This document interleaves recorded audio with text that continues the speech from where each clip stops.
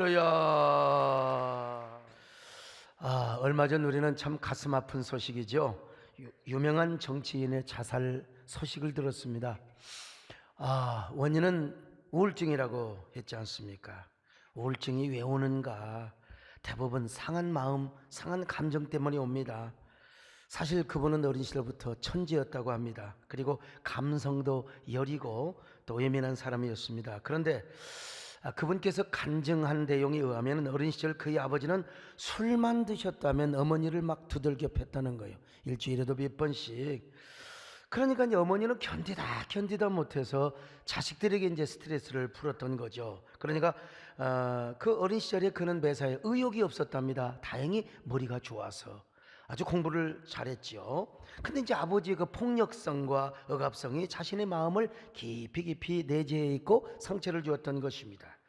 그러니까 그 얘기는 그 상한 마음으로 인한 우울증이 잠재적으로 내재해 있었던 것이죠. 그런데 자기가 성인이 되어서 보니까 그 폭력성과 억압성이 자기 자식들에게 딱 이렇게 스며들어 있다는 것입니다. 자기도 모르게 아버지처럼 행동했던 것이죠. 그래서 자식들과의 관계가 삐뚤어지기 시작했고요. 자기도 모르게 이 부인과의 관계도 막 그냥 굉장히 억압적이고 막 권위적이었다는 것입니다. 그래서 부부관계도 변모되어 갔다는 것을 자기가 깨달았다. 이래서는 안 되겠다. 아버지로부터 이어온 폭력성과 억압성을 끊어야 되겠다고 얼마나 결단한지 몰라. 근데 인간의 능력으로 아니 되더라는 것입니다. 교회도 다녔어요. 근데 교회를 그냥 왔다리 갔다리 하는 이런 정도의 신앙으로는 이길 수가 없다는 것입니다. 참 그는 어떻게 우울증을 극복하는 줄을 몰랐습니다. 여러분, 우울증도 마음의 병이에요. 그러니까 병원에 가서 진단받고 약 먹고 해서 잘 치료받는 것이 여러분 좋습니다. 그런데 여러분 중요한 것은 뭐 그 정도는 아니었다. 그러니까 이제 어떻게 마음에 깊이 뿌리박고 있는 폭력성과 억압성으로부터 내가 자유를 얻고 치유를 받고 회복함을 얻을 것인가? 이걸 좀 분명히 신앙적으로 해결받았으면 얼마나 좋았었겠습니까? 여러분, 여린 감정이 있는 사람, 거기다가 그는요 극적인 그 삶의 극적인 부분을 경험했지 않습니까? 최고의 성공의 경지도 누렸어요. 권력의 정점에도 올라갔어요. 근데 또 인생의 가장 그 비참한 실패의 나락에도 빠졌단 말이죠. 그러나 아무리 그렇다 하더라도 여러분, 상한 감정에 치유받고 진정한 회복과 자유를 누렸다면 인간은 그렇게 극단적 결단을 할 수가 없습니다. 여러분, 우리의 상한 마음속에서 자라고 있는 쓴뿌리나 독버섯이 얼마나 무서운 줄 아세요? 이 마음의 상처는요, 그것이 치유되기 전에는요, 이게 세월이 흐르면은 이게 낫는 것처럼 보이지만 아닙니다. 이게 절대로 없어지지 않습니다. 오히려 쓴뿌리로 남아서 싹이 터요, 나중에 선악과 열매를 맺게 되는 거요, 독버섯으로 자라게 되는 것입니다. 옛날에 이제 세월이 약이겠죠라는 노래가 있지 않습니까, 여러분요? 세월이 약이겠지요, 당신의 슬픔이고, 그런 부분이 있어요. 세월이 지나면 뭐 약이 좀 될 때도 있겠죠. 그러나 여러분, 중요한 건 뭐냐? 진정한 회복의 축복을 우리가 누리지 않으면요, 오히려 선악과 나무가 그의 삶을 지배하는 것을 봅니다. 마음의 상처가 쓴뿌리로 자라게 되는 것입니다. 그래서 우리가 진정으로 회복의 축복, 치유의 축복을 누려야지, 그렇지 않으면은 여러분, 우리 속에서 계속해서 그늘진 삶을 살아요. 선악과의 그늘진 나무 속에서 우리가 살아가게 된다 이 말이요. 우리 가운데 상처가 없는 사람은 한 명도 없을 것입니다. 특별히 저와 같은 연령대에 사는 분들은 다 상처가 있어요. 상처 없는 사람, 특별히 어머니 아버지 욕을 듣고 상처 안 받는 사람 거의 한 사람도 없을 겁니다. 옛날 부모님은 그저 욕이 문화였어요. 그냥 문화가 욕이고, 옛날에는 밥 먹고 살기도 바쁘고 그냥 뭐 너무나 환경이 어두워서 우리 부모님들은 그냥 나오는 게 욕이었어요. 그냥 에라이 채신머리 없는 놈아, 에라이 칠뜨기 같은 놈아. 그냥 난 칠뜨기가 뭔 말인지도 몰랐다. 아무튼 여러분, 그러나 지내놓고 보니까 그건 욕이 아니었습니다. 사실은 그 욕을 얻어먹으면서도 옛날에 대사집에 가서 아이고 잘 먹어라, 어서 왔냐, 그런 사람 하나도 없어요. 어서 처먹어라 이 병신아. 아이 참, 왜 그래 욕을 했는지 모르겠어요. 근데 그때 국수 한 그릇 얻어먹으면서 욕 먹으면서 국수 한 그릇 얻어먹는 게 그때 행복이었습니다. 여러분, 그때가 행복이었죠. 근데 이제 지나고 나니까 욕에 대한 향수가 있어요. 그래서 이제 그런 그리움 때문에 각 고장마다 욕쟁이 할머니가 있습니다, 여러분. 심리학적으로 분석해 보면 어린 시절에 들었던 욕에 대한 새로움과 친숙함, 그리고 낯설음에 대한 이유 때문에 욕쟁이 집 할머니를 찾는다는 겁니다. 한마디로 이 배고픈 시절, 아픈 시절에 대한 낯선 노스텔지어 때문이라고 할 수가 있겠죠. 근데 여러분, 어쩌다가 심심해서 욕쟁이 집을 찾아가는 거는 좋지만 맨날 욕쟁이 집만 찾아가서 욕먹고 밥 얻어먹어, 욕먹고 밥 사먹어, 이거 문제가 있습니다, 여러분. 그건 욕설이 포로가 되어 있다는 거예요. 그 욕 속에 포로가 되어 있다는 말은 뭐예요? 그만큼 우리 마음속에서 내면적으로 이게 부정적인 악순환이 계속해서 흐르고 있다는 것이죠. 이건 우리 개인의 삶뿐만 아니라 교회도 마찬가지입니다. 여러분, 예수 믿는 사람이라고 상처를 안 받아요? 예수 믿는 사람이 상처를 더 받는데요. 그래서 교회 안에 상처가 더 많다는 겁니다. 왜 그런 줄 아세요? 일단 예수를 믿고 은혜 받으면 예민해져요. 영적으로 예민해지고, 또 하나 이유가 있는데 서로가 서로에게 완벽함을 기대합니다. 여러분, 술집에 가보신 남자들, 뭐 술집 안 가봐서 모르겠지만 술집에 가면은 일단 서로에 대한 기대가 없답니다. 지나친 기대 같은 게 없어요. 서로가 죄인이야.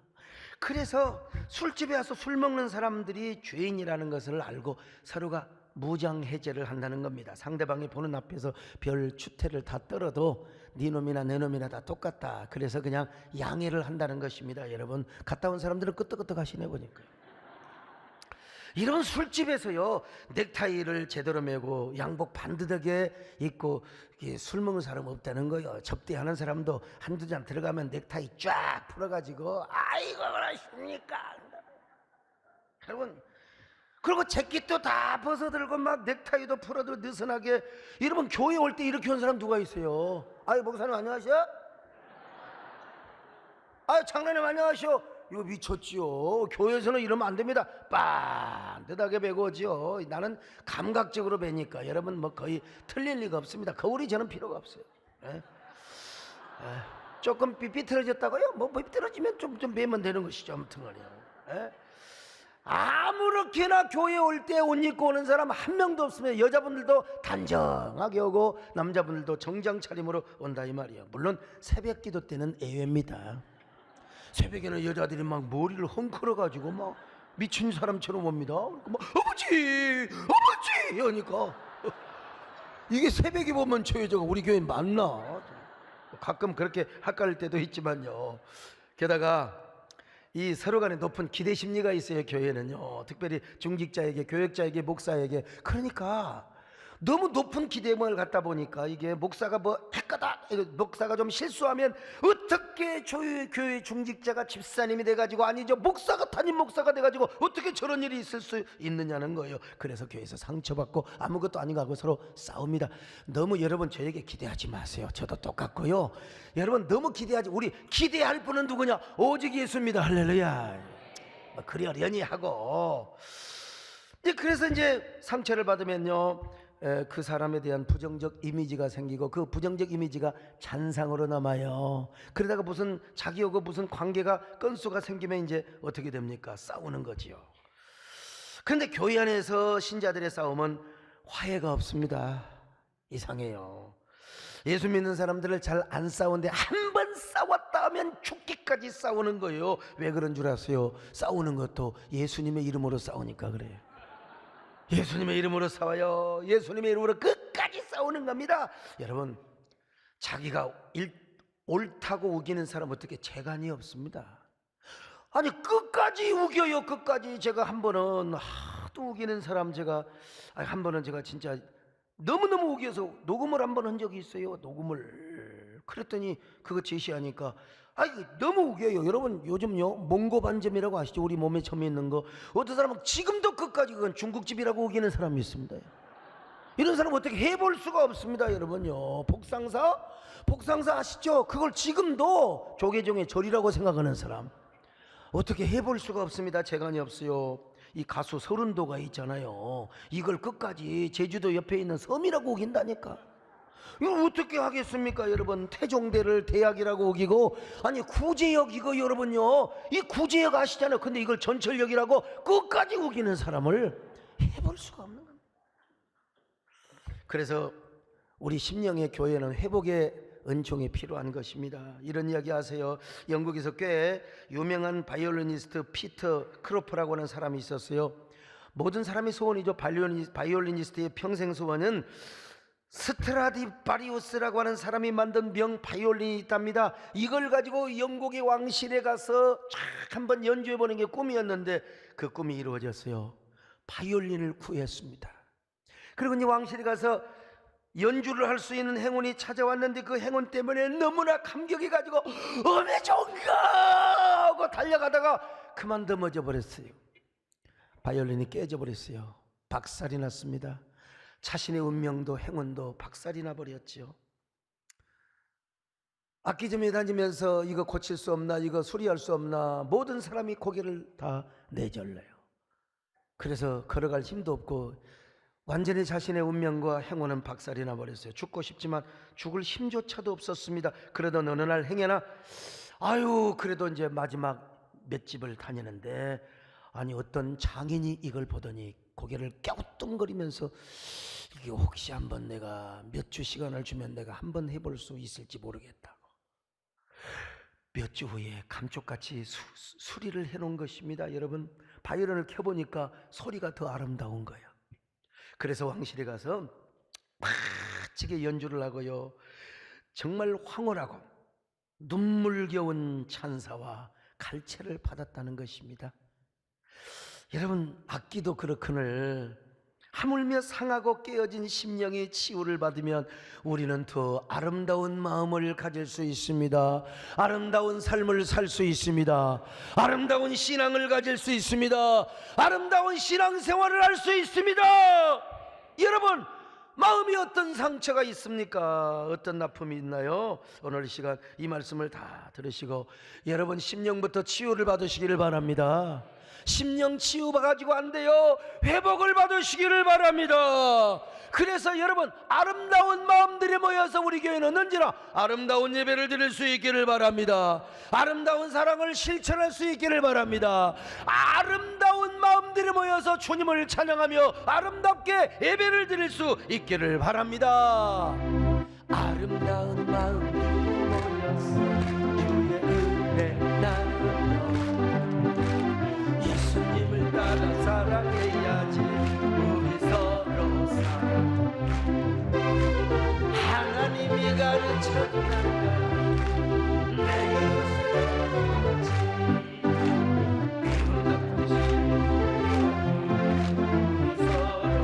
하나님이 가르쳐줘.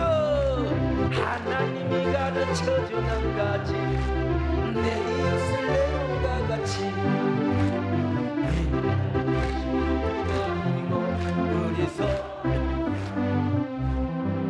그러면 우리가 어떻게 상한 마음으로 치유를 받고 행복할 수 있는가? 첫째로 여러분, 우리가 하나님 만나서 만나는 것으로 끝나는 게 아니라 우리 자신의 그 상처, 아픔에 그 부정적인 모든 보따리를 그냥 토로하고 토설하는 게 좋습니다. 자, 시편 34편 17절로 18절 같이 봅니다. 시작. 의인이 부르짖음에 여호와께서 들으시고 그들의 모든 환난에서 건지셨도다. 여호와는 마음이 상한 자를 가까이 하시고 충심으로 통회하는 자를 구원하시는도다. 여러분, 서두에서 말씀드린 정치인께서는 아버지로부터 폭력성, 억압성 이게 있었잖아요. 이걸 어떻게 해방을 받을 줄 알아야 되는데, 그러나 여러분 간단해요. 우리 안에 우울증이 있다 하더라도요, 우울증보다 더 강력한 신앙, 하나님 앞에 이 성령 충만한 신앙이 있으면 이거 다 조절이 되거나 눌러버릴 수 있는 겁니다. 사람 누구나 다 우울증이 있어요. 정상적인 범위 안에 이게 조금 벗어나면 이제 병이 되는 건데, 우리도 다 살다 보면 그런 거 있잖아요. 근데 이게요, 교회만 왔다리 갔다리 해서 아이고 안녕하세요, 사랑합니다, 축복합니다, 이런 인사 가지고는 안 돼요. 강력한. 그래서 우리 교육자들도 그리고 옆에서 좀 우울한 사람이 있으면 한마디 그냥 위로해 주는 것도 중요하지만 손을 잡고 기도해 주세요. 성령 충만한 믿음으로 기도해 주시기를 바랍니다. 이 속에 있는 악한 모든 어둠의 권세가 떠나게 하여 주옵소서. 디프레스된 어두운 마음이 떠나게 하여 주옵소서. 예수 이름으로 기쁨을 주시옵소서. 이게 목회요. 그냥 여러분, 인간의 힘으로는 어떻게 할 수 없는 단계가 있습니다. 그런데 그 단계를 넘으려면은 딱 하나 있어요. 강력한 신앙. 그 강력한 신앙은 깊은 우울증도 눌러버리고 조절할 수 있어요. 사실 진짜 참 얼마나 이 우울증 때문에 뭐 극단적인 선택을 하는 사람 얼마나 불쌍합니까? 그러나 그럴수록 강력한 신앙, 할렐루야. 우리 하나님은 소망을 가지시는, 소망을 우리 주시는 분이신데, 여러분, 이런 거 하면 이제 어떤 사람이 이렇게 질문할 수 있어요. 기독교 신앙을 가진 사람도 자살할 수 있는가? 그리고 자살한 사람의 영혼은 과연 천국 가는가 지옥 가는가? 중세에는 자살하면 다 지옥 간다고 가르쳤어요. 그러나 지금은 그렇게만 가르치지 않습니다. 기독교인들도 우울증을 앓거나 심한 정신적 아픔을 앓으면 자살할 수도 있지요. 그러나 자살하면 안 됩니다. 하시면 안 되지요. 그래서 저는 뭐 자살한다고 다 지옥 간다, 저는 그렇게 말하지 않습니다. 이것은 우리 총회 97회와 그리고 102회 신학부의 연구 보고이기도 합니다. 우리 총회에서 신학부에서 이렇게 이야기를 했어요. 그렇다고 제가 자살을 방조하거나 자살하면 괜찮다, 그 말이 절대로 아닙니다. 여러분, 삶이 그대를 속일지라도 슬퍼하거나 노하지 말라, 이거는 성경 말씀이 아니라도 푸시킨이라는 사람이 했어요. 러시아에. 자기가 아니 왜 권총 싸움을 하냔 말이야. 자기 부인하고 놀아나는 남자하고, 그래 자기가 죽어요. 권총 싸움에 맞아갖고요. 그 죽으면서 이런 시를 한 거예요. 이 시가 어디에 있었냐면 어린 시절에 그 이발소에 다 붙여 있었어요. 삶이 그대를 속일지라도 슬퍼하거나 노하지 말라. 여러분, 죽고 싶고 자살하고 싶은 마음이 들 때 자살의 반대가 뭐예요? 자, 자살의 반대 한번 해봅시다. 시작! 그렇지요. 살자. 옆 사람하고 인사 좀 하고, 어쩌면 그렇게 생의 의지가 강하게 생기셨어요. 살자. 그러나 평상시에 예수 그리스도를 구주로 영접했지만 정신병을 앓거나 우울증 때문에 잘못된 판단을 할 수도 있죠. 그게 병이니까. 그리고 구원 문제는 하나님의 절대 주권에 달려 있으니 우리가 섣불리 뭐 천국 지옥 그렇게 말하면 안 돼요. 구원은 하나님의 은혜 안에서 믿음으로 얻어지는 것이기 때문에, 그래서 저는 좀 온정적으로 생각을 합니다만은 그분에 대해서도.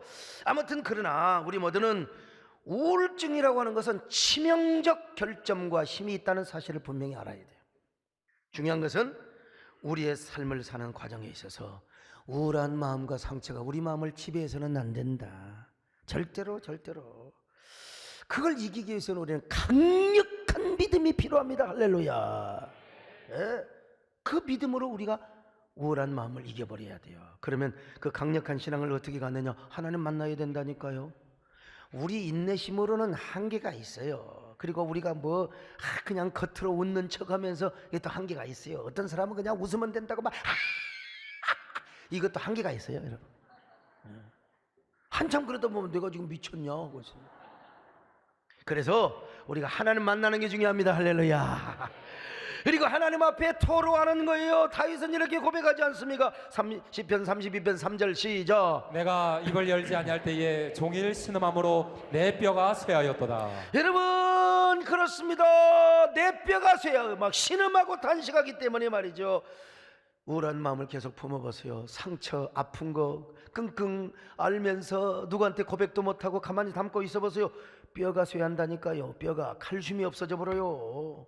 하나님 앞에 참여하지 않고 끝까지 죄를 품고 있는 사람은 뼈가 상하고, 특별히요 영혼과 육체가요 여름 가뭄의 마름과 같이요 우리의 찐액이 말라버려요. 마음의 찐액, 영혼의 찐액, 그리고 육체의 찐액이 말라버려요. 그러니까 뭐요? 삶의 의욕이 없어져 버려요. 아이고 죽어버릴까 그러는 거죠. 그래서 다윗이가 이렇게 고백하는 거예요. 자, 시편 62편 8절입니다. 시작. 백성들아, 시시로 그를 의지하고 그의 앞에 마음을 토하라. 하나님은 우리의 피난처시로다. 토설하라고 있잖아요. 마음을 토하라. 이건 형식적인 기도가 아니에요. 우리 마음에 있는 쓴뿌리가 있잖아요. 우리 마음에 상처 있잖아요. 이걸 주님 앞에 오바이토 하라는 겁니다. 여러분, 무슨 일이 있든지 여러분 일단 하나님 앞에 나오시기를 바랍니다. 하나님 앞에 나가요. 그리고 토설을 하세요. 토설을 하면 하나님께서 강력한 믿음을 주시는 겁니다. 한 여자가 있어요. 동두천에서 미군과 사귀었습니다. 결혼까지 했습니다. 미국으로 갔어요. 미국 가니까 이 남자가 주로 변하잖아요. 미국 가면. 그래가지고 노랑머리 여자 오고 사랑을 하고 집에도 들어오지도 않고 마음이 너무나 상하다 보니까 몸도 마음도 병들고 버림받은 몸 얼마나 참 비참합니까? 위궤양, 편두통, 불면증, 우울증이 왔어요. 절망에 빠진 부인은 자신이 살던 농장에 들어가서 자살을 시도하였습니다. 근데 왜 하필이면 목매달았더니 이 밧줄이 끊어져 버렸어요. 죽는 것도 내 마음대로 못하는 거예요. 자살에 실패해서 한숨을 쉬고 있을 때 문득 고향에 계시는 어머니 생각이 나는 거예요. 어머니 생각이 나면 괜찮습니다, 여러분요. 어머니 생각이 나면 여러분 살 수 있어요. 그리고 또 한 가지 생각이 나는데, 어린 시절 어머니의 손을 잡고 주일학교를 다니던 순간이 주마등처럼 스쳐갔습니다. 친정어머니의 이름을 부르면서 울기 시작하는 겁니다. 근데 갑자기 어린 시절 교회를 다니면서 불렀던 노래가 생각이 나는 거예요. 그 노래가 예수 사랑하심이라고 하는 노래입니다, 여러분요. 예수 사랑하심 거룩하신 말세, 우리들은 약하나 예수 권수만 도다 날 사랑하심 날 사랑하시 날 사랑하시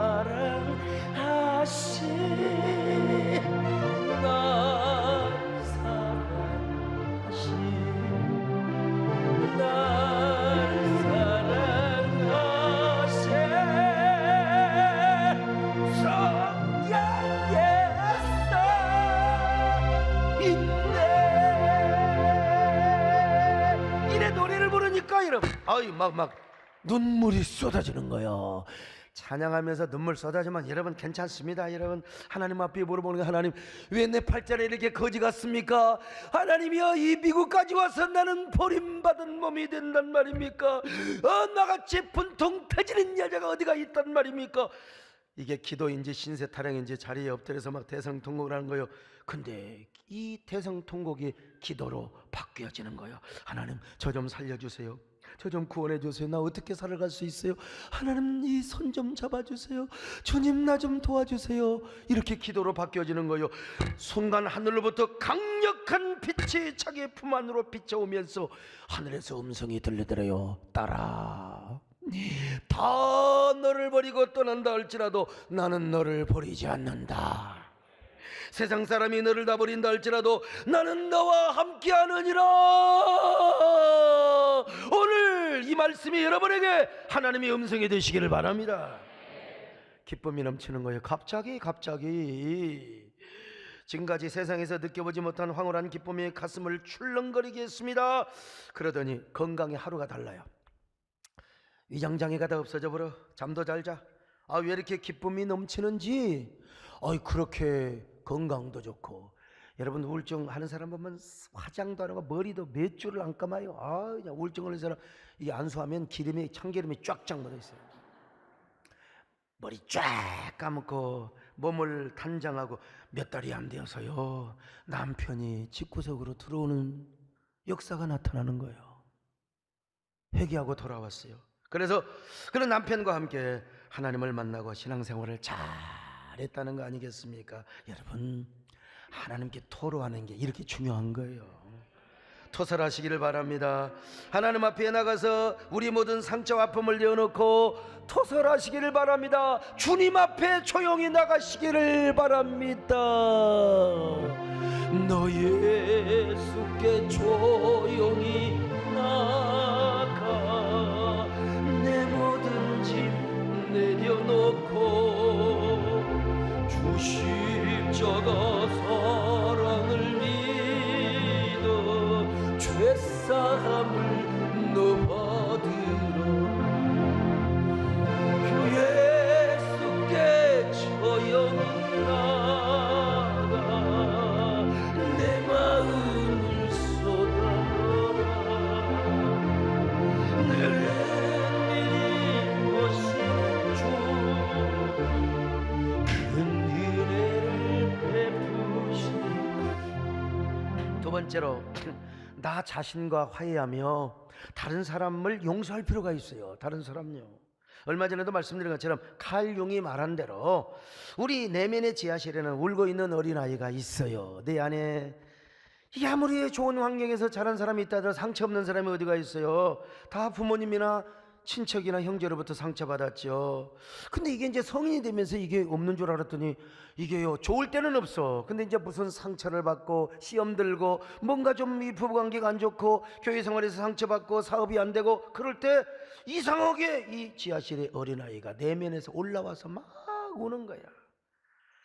이럴 때 이제 어떻게 됩니까? 모든 게 신경질적이고 다른 사람들을 향하여 막 공격 성향으로 나타나는 거예요. 그냥 예를 들어 장로님이 그렇다면 뭐 목사를 향하여 공격하는 거예요. 그냥.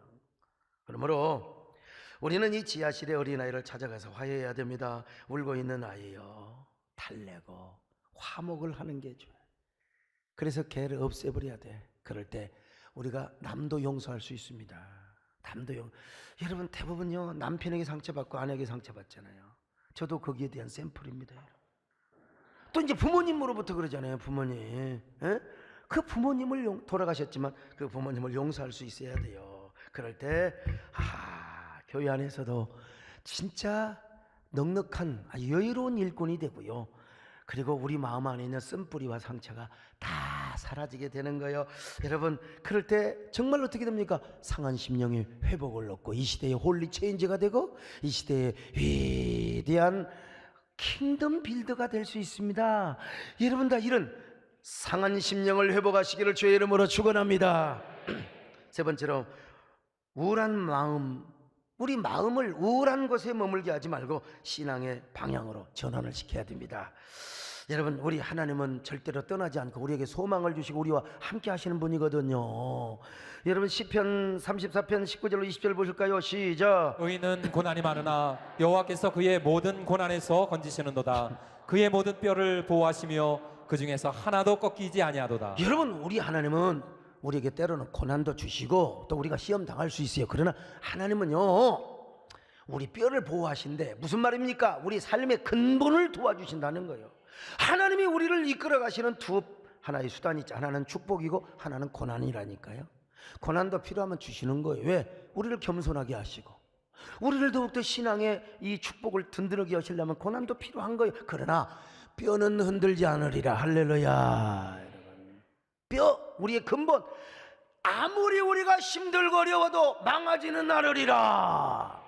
안 망해요. 안 망해. 절대로 부도는 안 나게 하신다는 겁니다. 여러분, 혹시 난다 하더라도 하나님은 더 역전의 날개를 타게 하신다는 겁니다. 반전의 주인공이 되게 하여 주신다는 거요. 더더구나 우리가 살다가 보면은 여러분, 우리 원수를 갚아주신다네. 원수, 저 왼수. 자, 시편 34편 21절 같이 봅니다. 시작. 악인을 죽일 것이라. 의인을 미워하는 자는 벌을 받으리로다. 여러분, 목사가 예배할 때 원수가 누군 줄 아세요? 좋은 사람이 왼수입니다. 근데 지금 아직 왼수는 한 사람도 없는 것 같은데, 아무튼요. 근데 대부분 상한 마음과 우울증으로부터 헤어나지 못하는 사람은 그 우울한 마음에 계속 집착을 가져요. 이런 사람은 말을 해도 항상 우울한 말만 합니다. 그리고 방구석에 밖에서 안 나와요. 맨날 컴퓨터하고 안 나와. 엄마도 밥 먹을 때 살짝 먹고 안 나와. 여러분, 이런 사람 그대로 두면 안 돼요. 일단 교회로 끌어내요. 끌어내서 함께 기도하고 기도원도 가고 같이 밥도 먹고, 그냥 여러분 좀 약간 조증, 이 우울증 담당자 누구냐? 우리 교회 이제 조범철 같은 사람이죠. 조범철 막 덜렁덜렁 이런 사람들만이. 이 우울증 걸린 사람이 막 서로 불평하고 원망하고 뭐 분석하고 이런 사람 만나면 서로가 곤란해. 우울증이 이리 왔다 저리 갔다. 이걸 커뮤니케이션, 소통이라고 하는 겁니다. 이런 소통을 안 하는 게 좋아요. 여러분, 막 그냥 헐렐레 하는 사람들요.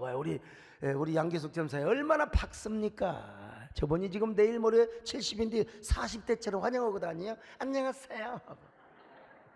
이런 사람들하고 가까워야 됩니다. 이런 사람하고. 여러분, 그런 말이 있지 않습니까? 우리의 의식은 무의식이라는 그릇에 담긴 물과 같다고 말입니다. 그런데 이 무의식을 만드는 것은 우리의 언어라는 거예요. 혹은 우리의 노래고요. 평상시에 부정적인 말, 어두운 말, 원망과 불평의 말을 많이 하는 사람, 그리고 어두운 노래를 많이 부르는 사람은 부정적 의식에 빠져요. 그리고 이 부정적 의식은 어떻게 됩니까? 우리로 하여금 실제적인 그런 말을 하게 하고 또 행동을 하게 하는 거예요. 그러니까 우울한 노래를 많이 부르면은요, 자기도 모르게 무의식에 저장이 돼요. 그래서 행동을 그렇게 하는 거예요. 삶이 그렇게 되는 거예요. 통계적으로 보면 참 죄송한 말씀인데 우울한 노래를 많이 부르는 가수들은 우울한 삶을 살게 되고 단명하는 것을 통계적으로 다 여러분 나와 있지 않습니까? 가수 윤심덕이라고 아십니까? 아, 참 그 많은 노래 가운데 사회 찬미라는 노래를 불렀어요. 사회 찬미요. 황막한 광야에 달리는 인생아 너의 가는 것 그 어디냐 쓸쓸 한 세상 험악한 고해에 너는 무엇을 찾으려 하느냐. 진짜요, 저 자신의 기분이 더러워지는 거예요. 갑자기 더러워지는 거예요, 그냥. 어? 그 다음 가사 봐요. 눈물로 된 이 세상에 나 죽으면 그만일까. 돈도 명예도 사랑도 다 싫다. 아니 돈이 싫으면 나한테 갖고 오라니까. 저 돈 많이 필요합니다 여러분. 돈 싫은 사람 갖고 오세요. 아무튼 이런 노래를 불렀던 아리따운 이 윤심덕 29세의 나이로 현해탄의 바다에 빠져서 그냥 돌아가신 거예요. 비극적인 죽음이죠. 가수 김정호 씨를 아시죠? 우리 교회도 뭐 김정호가 한둘이 아니죠. 근데 그는 젊은 나이에 무슨 노래 불렀어요? 하얀 나비라고 아시죠? 이 하얀 나비를 부르다가 젊은 날에 나비처럼 떠나신 분입니다. 여러분 뭐 아시잖아요.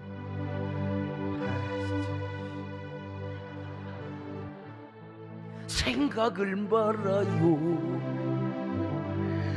지나간 일들을 정말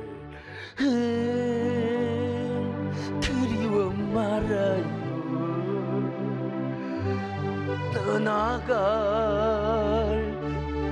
임인데 정말 이게 하얀 나비 정말 이게 정말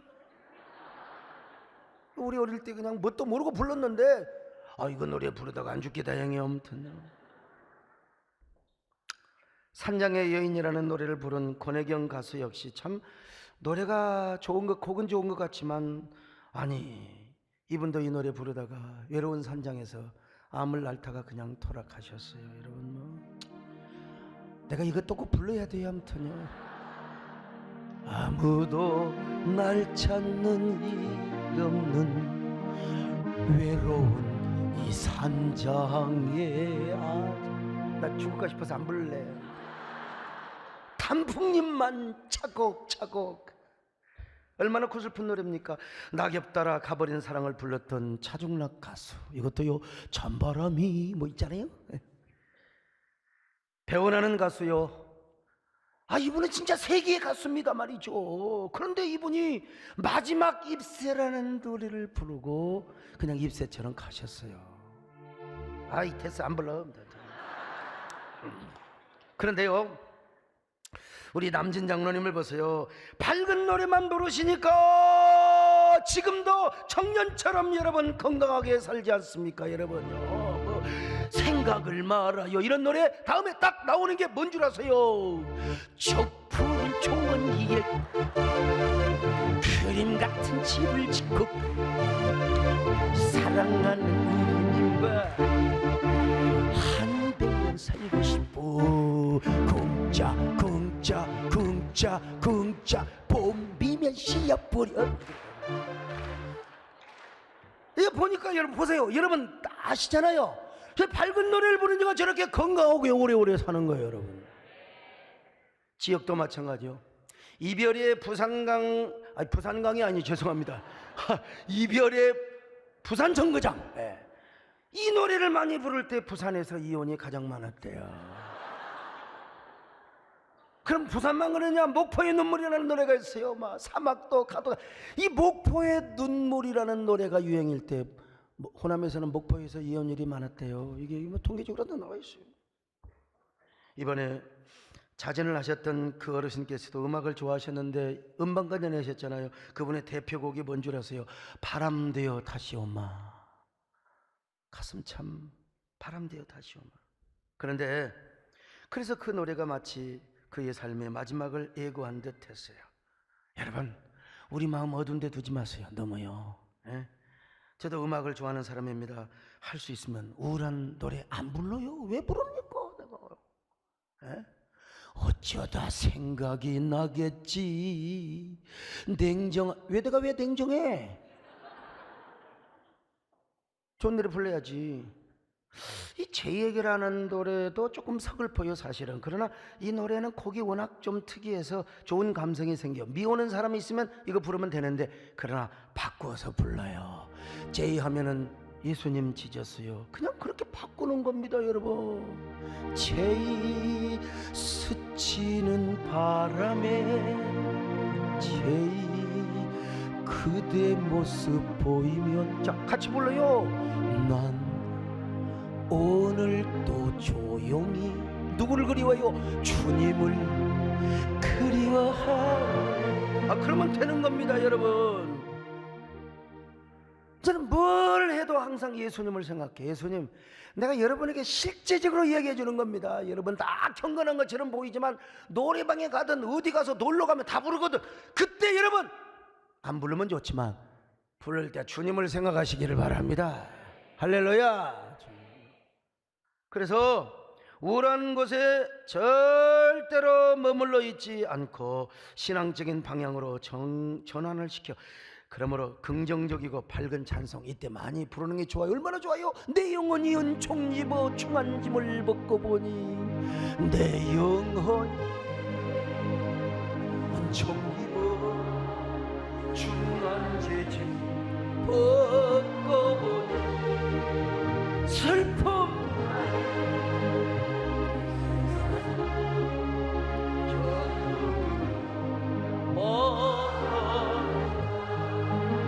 할렐루야 찬양하세. 내 모든 죄 사함받고 내 봉했는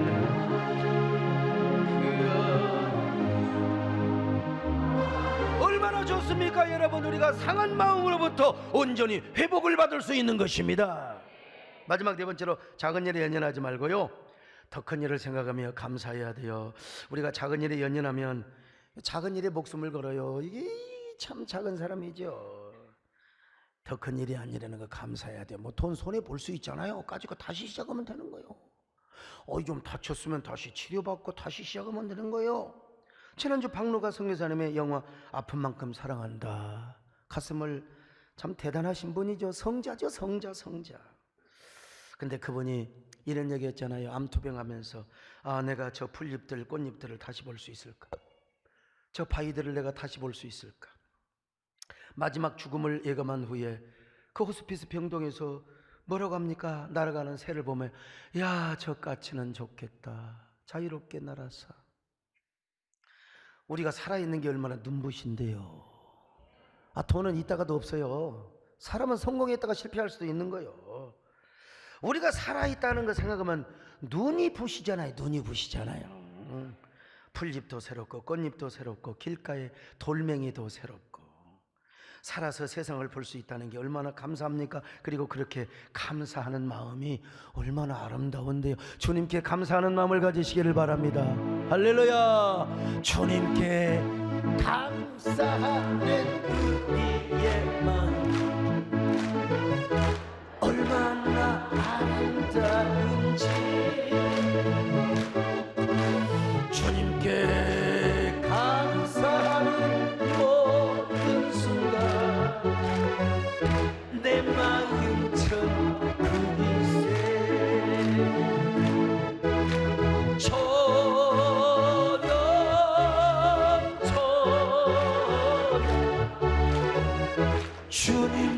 감사하는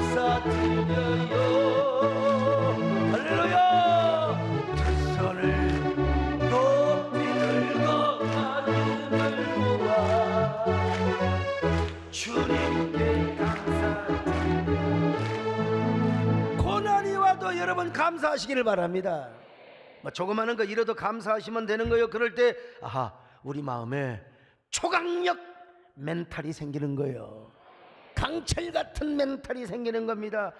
마음의 근육이 강하게 되는 거예요. 아이까지 그러니까 우울하면 다 이길 수 있어요. 우리 김재일 장로님이 저 책을 써서 곧 나온다는데 초강력 멘탈에 대해서요. 감사하는 자. 우리 작은 일 연연하지 말고 더 큰 일이 안 일어나는 거 감사하십시다, 여러분. 그래서 이제 수표 멘탈, 이게 파워를 자랑하는 초강력 그리스도인이 돼야 되지 않겠어요? 슈퍼 크리스찬. 옆 사람 보고 어쩌면 이렇게 슈퍼맨처럼 생기셨어요. 정말. 멀미하지 마시고 아멘 아멘 하세요. 그렇게 해서 여러분 모두 홀리 체인지가 되시길 바라고, 교회와 하나님 나라를 세우는 킹덤 빌더로 세움받는 여러분 되시기를 주님의 이름으로 축원합니다. 하나님 아버지 고맙습니다. 우리 모두 진짜 슈퍼멘탈, 그러려면 상한 마음이 회복되게 하여 주옵소서. 아버지여, 우리 모두 이런 슈퍼멘탈, 초강력 멘탈 파워 크리스찬이 되게 도와주시옵소서. 예수님의 이름으로 기도 올립나이다. 아멘.